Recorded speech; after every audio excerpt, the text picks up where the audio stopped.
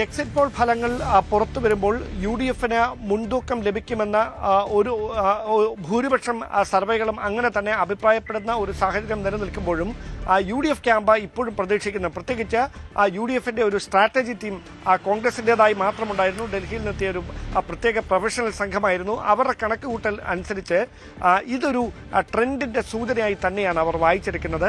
മാത്രമല്ല CNN News 18 പുറത്തുവിട്ട കണക്കുകളായിരിക്കാം ഇതിൽ ഏറ്റവും കൂടുതൽ ആക്യുറേറ്റ് ആയി വരിക എന്നൊരു വിലയിരുത്തലിലാണ് അവർ ഉള്ളത്. ഒന്നുകിൽ 70 മുതൽ 80 സീറ്റുകൾ വരെ എന്ന CNN News 18-ന്റെ സർവേയോട് ചേർന്ന് നിൽക്കുന്ന ഒരു ഫലം അവർ പ്രതീക്ഷിക്കുന്നു. അതല്ല എങ്കിൽ ആക്സസ് മൈ ഇന്ത്യ പറയുന്നത് പോലെ 78 മുതൽ 90 സീറ്റുകൾ വരെ ലഭിക്കുന്ന ഒരു വലിയ ട്രെൻഡിലേക്ക് അത് മാറാം. ഈ രണ്ട് സാധ്യതകളാണ് നിലനിൽക്കുന്നതെന്നാണ് കോൺഗ്രസ് ക്യാമ്പിന്റെ ഔദ്യോഗികമായ പ്രതീക്ഷ. ഇനി കുറച്ചും കൂടി സ്പെസിഫിക് ആയിട്ടുള്ള വിവരശേഖരണത്തിലേക്ക് അവർ എത്തിയിട്ടുണ്ട്. അതിൽ പ്രകാരം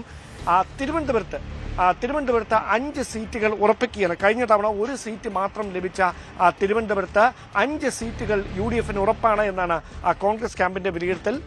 അവർ പ്രതീക്ഷ പട്ടികയിൽ ഉൾപ്പെടുത്തുന്നത് തിരുവനന്തപുരം, അരുവിക്കര, നെയ്യാറ്റിൻകര, കാട്ടാക്കട, അതോടൊപ്പം കോവളം, ഈ 5 സീറ്റുകളാണ്.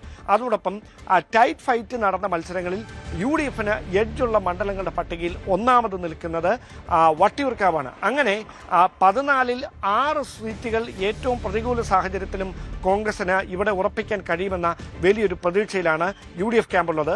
അതോടൊപ്പം തരംഗമുണ്ടായാൽ അങ്ങനെ ഒരു തരംഗത്തിന് സാധ്യതയായി കൽപ്പിക്കപ്പെടുന്നത് 3 ജില്ലകളിൽ LDF-ന് ഉണ്ടാകാൻ പോകുന്ന തിരിച്ചടിയാണ്.